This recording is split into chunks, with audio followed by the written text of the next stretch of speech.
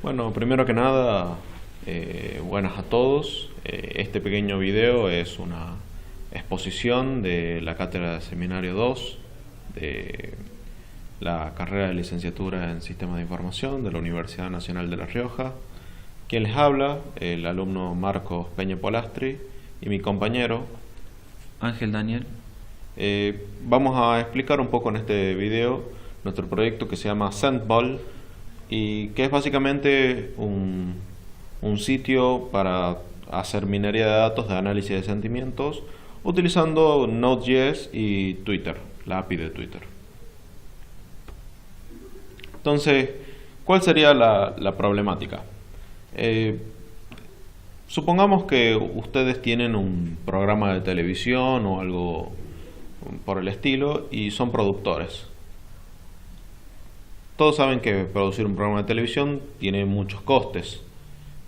Pero bueno, consiguen la aprobación, lanzan el piloto y lanzan el programa. Sin embargo, pasan los meses y les dicen que su programa no le está yendo muy bien al rating y que hay posibilidades que lo cancelen. Entonces, ustedes van a pensar, bueno, ¿y por qué no le está yendo bien a mi programa? Porque el rating es una herramienta estadística que nos dice que las personas no están interesadas en el programa, sin embargo no nos dice el por qué.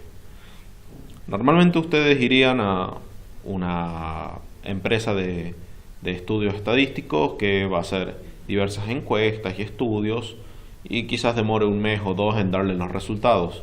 Cuando lleguen los resultados su programa ya se dio de baja. Entonces, ¿cuál sería la necesidad? Conocer instantáneamente y en el momento si alguna temática está generando una sentimentalidad o emociones negativas y además de eso de poder descifrar el porqué de ello. Todo eso lo vamos a usar gracias a las redes sociales. La gente ya nos da información, en todo momento se está generando información no estructurada. Y bueno, este pequeño proyecto trata de, utilizando procesamiento de lenguaje natural, trata de sacar esos datos y estructurarlos de alguna manera. Bien, voy a pasar a hablar un poco de lo que es el procesamiento del lenguaje natural. Si bien esto es un campo dentro de las ciencias de la computación, la inteligencia artificial y la lingüística, lo que busca o su objetivo en específico sería el otorgar herramientas necesarias para la comunicación entre las computadoras y las máquinas.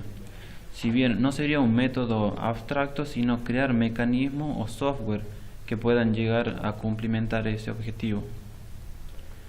Si bien esto parece ser algo relativamente nuevo, no lo es así, sino nos podemos remontar a los años 40, en donde todo este procesamiento del lenguaje natural surge gracias a un memorándum que había tenido un famoso matemático.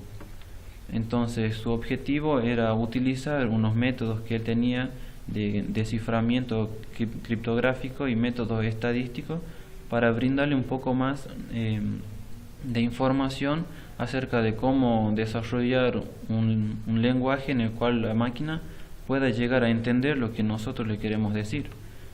Entonces vamos a tener una pregunta en mente durante todo este proceso o este proyecto que estamos desarrollando, que sería cómo hacer que la computadora nos entienda. Si bien el auge en estos momentos es el Machine Learning y el Big Data. Hablando un poco de la historia de esto, nos vamos a situar en los años 60, donde podemos ver el nacimiento de la inteligencia artificial, que había sido dentro de un seminario que duró aproximadamente 2 meses en Estados Unidos, donde el tema principal que se robó la atención de todo el seminario fue un proyecto llamado ELIZA, que era una inteligencia artificial, el cual simulaba ser una psicoterapeuta, el cual se basaba con cierta orientación de patrones en cuanto a la entrada que tenía. Era una oración o una pregunta simple que le hacía el cliente o la persona que estaba interactuando con el programa, y por medio de unos ciertos patrones que ya tenía incorporado anteriormente, daba una respuesta de salida. Si bien esta respuesta era aleatoria, pero siempre respetando un patrón el cual el sistema podía detectar mediante todo su algoritmo. Con esto surge el problema de la ambigüedad, que serían, por ejemplo, problemas a nivel léxico, referencial, pragmático. Son problemas en sí del habla humana. Pueden, por ejemplo, ocurrir palabras que tengan doble significado, o dependiendo del contexto en el que se esté hablando, va a tener una connotación distinta. Por ejemplo, al hablar de la tierra, no específicamente estamos hablando del suelo, también podemos hacer referencia al globo terráqueo, por ejemplo. Tanto así como la ironía, que hablar con ironía es algo que comúnmente se utiliza y es algo que la computadora en sí no puede detectar.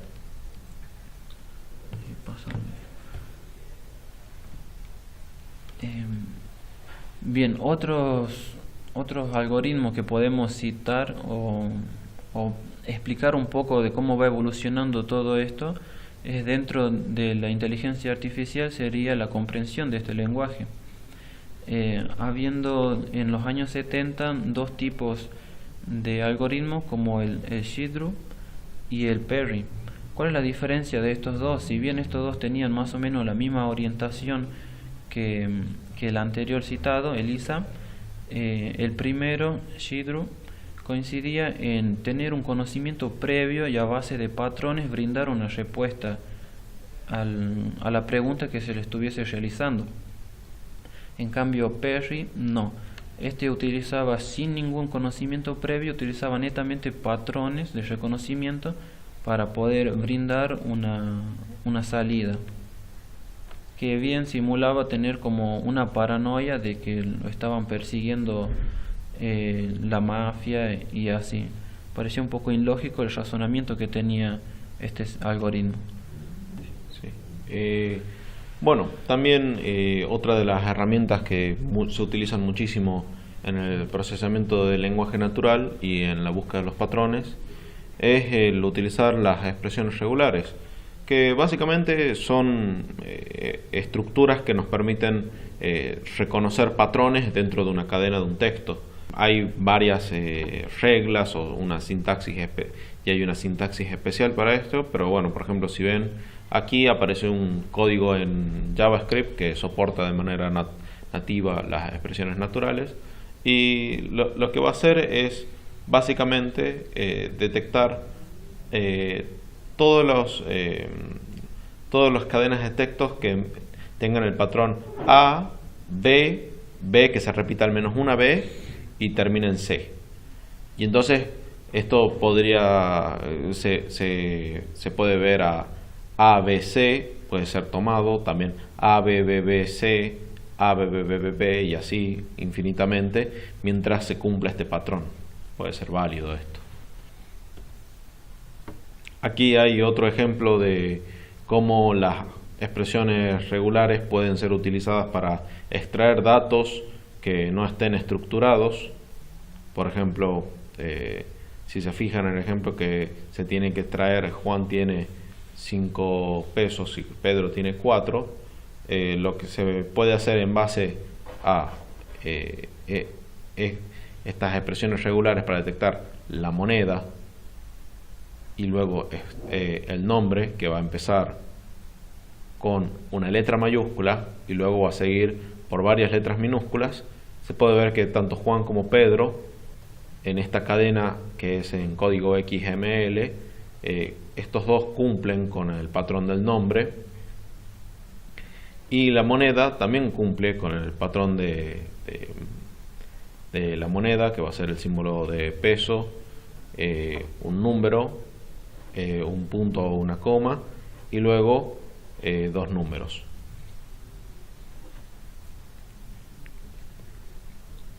Bien, continuando un poco con lo que es el análisis de sentimientos, esto es una tarea que está incluida dentro del procesamiento del lenguaje natural y su objetivo es encontrar la subjetividad del texto de entrada.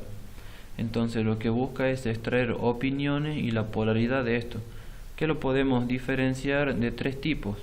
Pueden ser en base a sentimientos, a la subjetividad o el resumen de opiniones. Cuando decimos en base a sentimientos hablamos que puede tener un conjunto de opiniones que a su vez están divididas en tres, en positivas, negativas y neutrales. En cuanto a la clasificación de subjetividad, podemos decir que esto puede ser subjetivo u objetivo. Si hablamos de subjetivo es que va a tener una carga emocional la respuesta o lo que nosotros estamos viendo en el texto. Si hablamos de objetivo es algo más imparcial, algo más general. En cuanto al resumen de opiniones, es extraer la idea principal en base a un patrón del texto al que nosotros estamos haciendo referencia. Bueno, ¿para qué se puede utilizar los análisis de sentimientos? Bueno, básicamente podemos utilizarlos para clasificar primero los sentimientos que logremos encontrar. Podemos sobre algún tópico clasificar la subjetividad de alguien. Podemos ver si la opinión de alguien es a favor o en contra. Esto puede ser muy útil, por ejemplo, no sé si conocen los meta buscadores de críticas como Metacritic. Ellos utilizan este tipo de algoritmos para ver si es que una crítica fue positiva o negativa o neutral. Y para hacer resúmenes de opiniones también, para poder hacer resúmenes de cadenas de texto.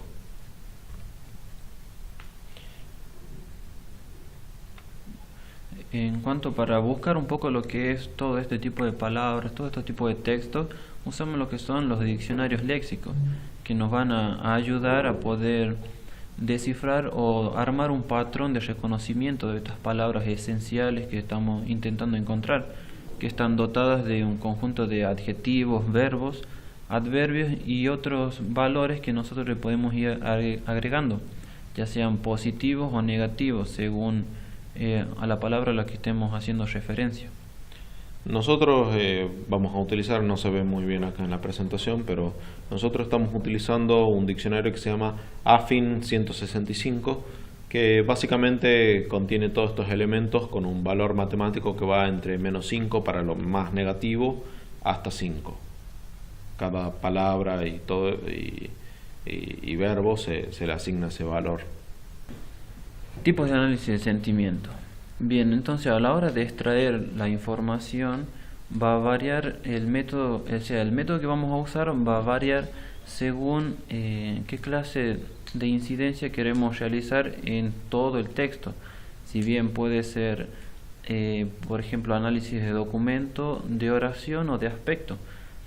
Cuando hablamos de análisis de documento hacemos referencia a que vamos a ver al documento como un todo y vamos a asignarle un sentimiento en general, digamos. Si bien quizás el usuario no quiso, por ejemplo, si le designamos que el sentimiento que posee todo ese texto es negativo, y al analizarlo específicamente nos damos cuenta que no es tan así, entra en el rango de variación que puede tener este tipo de análisis, ¿no? Cuando hablamos de análisis de oración hacemos referencia que a cada oración la vamos a dividir en etiquetas, y entonces de esta manera vamos a empezar a etiquetar a cada una de las palabras con un valor de sentimiento. Entonces al final esto puede variar en cuanto al análisis de documento, en el sentido del sentimiento que nosotros queremos hacer referencia, sea bueno o sea malo. En estos dos tipos vamos a poder encontrar una diferencia en cuanto al sentido que queremos hacer. Aprendizaje computacional. Si bien, como hicimos referencia al principio a la pregunta inicial de este proyecto, era cómo hacía la computadora para entendernos, espero que al final de todo esto podamos responder un poco más la pregunta.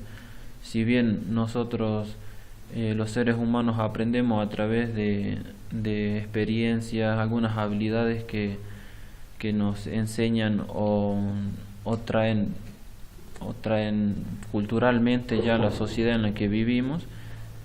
La computadora no aprende de esta manera, sino haciendo uso de los algoritmos que ya fuimos viendo a la medida o al transcurso de que pasó todo este proyecto.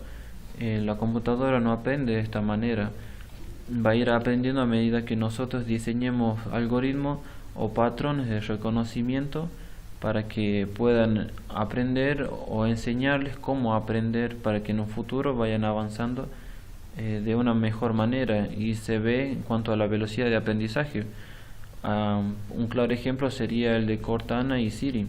Hay muchos videos en internet de la manera en que uno y otro responden en cuanto al estímulo de preguntas por parte de nosotros, los clientes. Bien, la red social que vamos a utilizar es Twitter.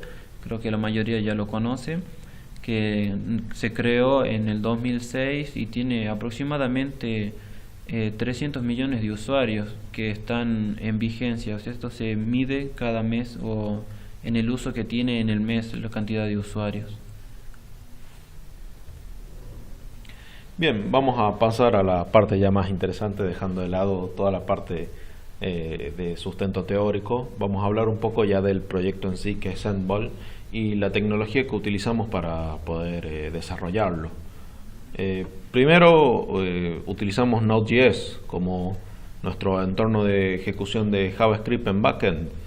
Básicamente, ¿por qué lo utilizamos? Porque el código de Node.js es muy sencillo y fácil de leer y posee características de escalabilidad y manejo de múltiples llamadas gracias a una arquitectura basada en eventos que es totalmente asíncrona. Esto nos permite, y está muy en boca Node.js por esto, hacer aplicaciones muy escalables. Si bien este proyecto en este momento no está pensado para hacer una aplicación de gran envergadura, está ya pensado desde su fundación a que pueda llegar a crecer y ser instalado quizás en un servidor que haga minería de datos de gran envergadura. Junto con Node viene el NPM, que es el Node Package Manager, que básicamente es el gestor de paquetes por defecto para Node. ¿Y por qué lo utilizamos? Porque viene una gran cantidad de librerías y aplicaciones listas para instalar y utilizar, con una línea de comando básicamente para instalarlas. Muchas de las librerías que vamos a estar utilizando como para comunicarnos con la API de Twitter y para hacer el análisis de sentimientos vienen desde NPM. Para lo que sería el servidor web estamos utilizando Express.js, que es básicamente un framework muy ligero que sirve para la rápida creación de web apps en Node.js. Es muy popular en Node. Si alguna vez trabajan en Node, seguramente se van a encontrar con Express de entrada. Es considerado por muchos el framework de facto para Node, y básicamente también nos permite hacer un ruteo y renderizado de web muy sencillo.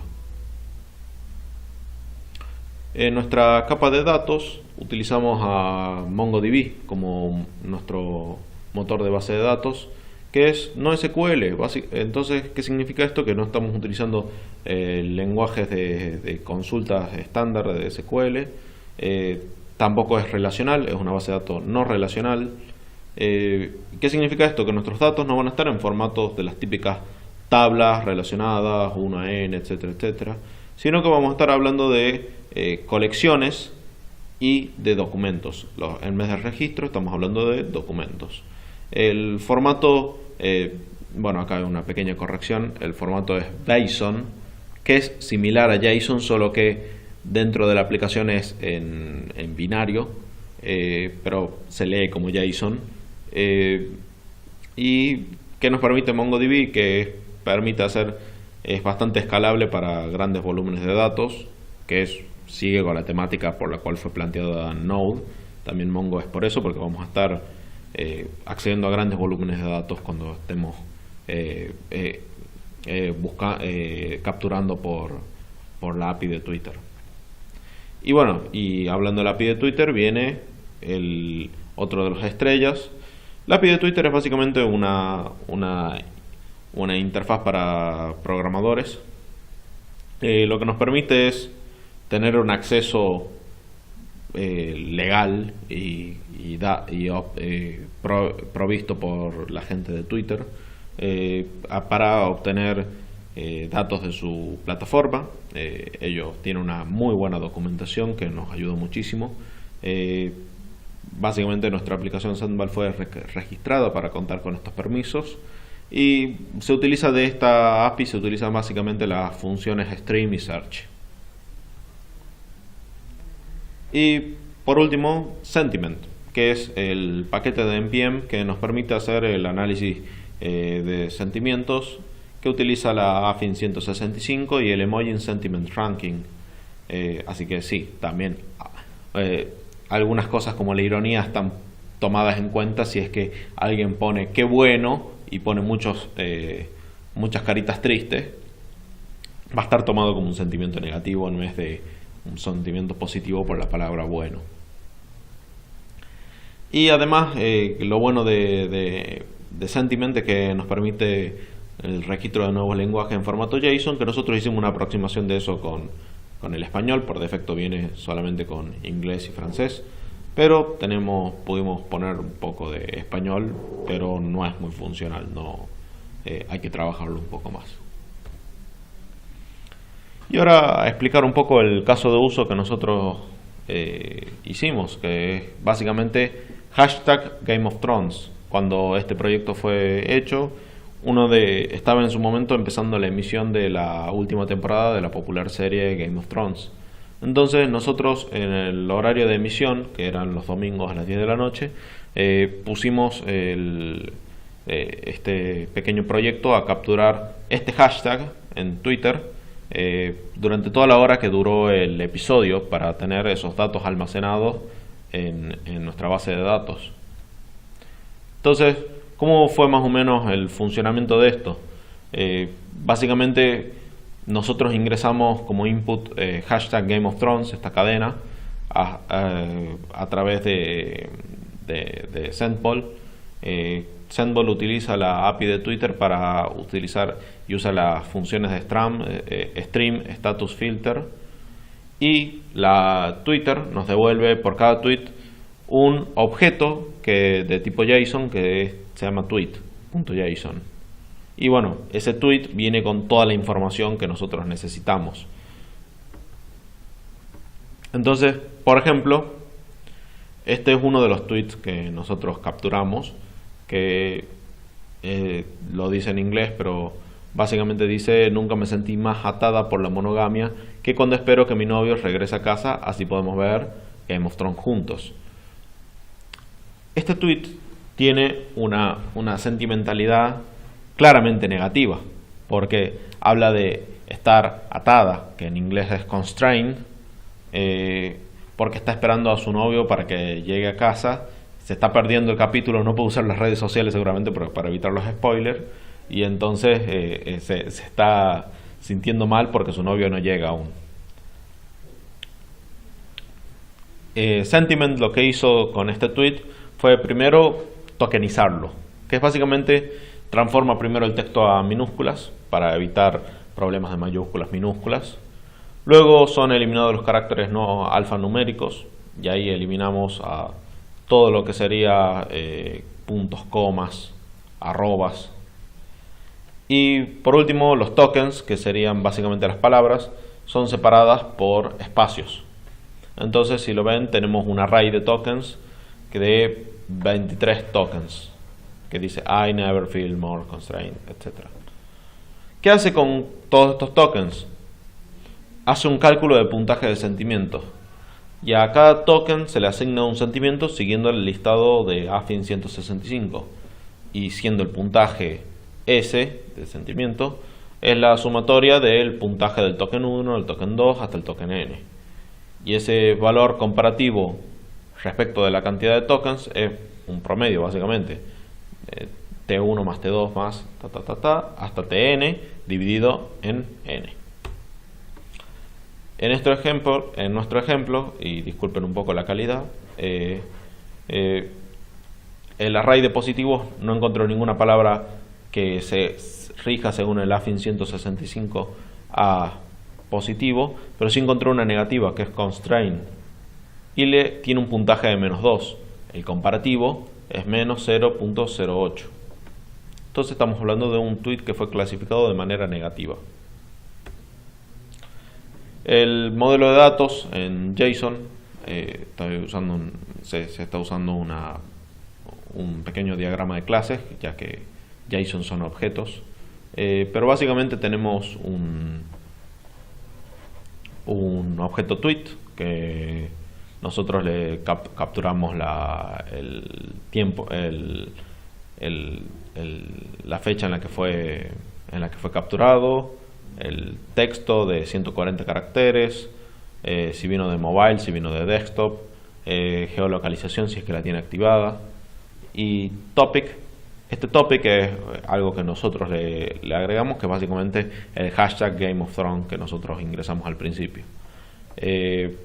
Y tiene dos objetos anidados, que serían el objeto de todos los datos relativos y los atributos relativos a sentiment, como el score, el comparativo, los tokens, las palabras positivos y negativos, y aquellos respecto al usuario, que básicamente esto es para saber y poder filtrar si es que tenemos tweets en cadena de gente que no tenga followers o no tenga amigos, podremos pensar que son bots. Entonces esto nos podría ayudar en un futuro a poder filtrar esa basura. La persistencia de datos. Bueno, todos estos tweets capturados son almacenados en MongoDB, y aquí el pase es casi directo. Es una de las ventajas que nos da MongoDB, porque MongoDB básicamente almacena todo en JSON. Entonces el pase es casi directo, no tenemos que hacer un parseo o una transformación de datos muy compleja. ¿Cuáles son nuestras conclusiones? Que el análisis de sentimientos es una herramienta sumamente potente con un gran panorama futuro, y que Sendval puede complementar los objetivos trazados inicialmente, que era la captura de datos de tweets en tiempo real y su correspondiente análisis de sentimientos. Ahora vamos a pasar a la demostración de todo esto, porque es muy bonito en PowerPoint, pero también hay que demostrarlo. Así que nos vamos a ir aquí. Bien. Vamos a ver un poco el código. Este es el código del proyecto, y el proyecto andando está aquí. Lo vamos a iniciar. Vamos a limpiar un poco esta terminal. Utilizamos el comando npm start para iniciarlo al servidor. Dice que está escuchando ya. Y si nosotros vamos a alguna pestaña y vamos a donde está escuchando, tenemos la interfaz de inicio, que aquí lo dice, Sendval Seminario 2. Bueno, esta parte de HTML justo se fue un poco para arriba, pero no debería estar así. Para demostrar en vivo algo que esté sucediendo ahora, hoy está la E3, que es un evento muy importante de videojuegos. Entonces, si buscamos en hashtag E3, vamos a ponerlo en inglés, ponemos buscar. Si bien aquí no aparece nada, en el backend Sendval ya está trabajando. Entonces, si nos vamos al backend, vamos a ver que que estos tweets están siendo capturados en tiempo real. Acá dice looking forward to Ubisoft. En la E3 está esperando la conferencia de Ubisoft. Acá hay otro que tiene sentimiento -1, -2. Bueno, son muchísimos. Todos estos están siendo guardados en la base de datos actualmente y está todo funcionando bien. Yo lo voy a parar un poco para que no se nos llene el disco duro de estos datos. Pero si nosotros nos vamos al gestor de base de datos, que es MongoDB Compass, y por ejemplo hacemos una consulta, que yo la tengo convenientemente, la tengo aquí.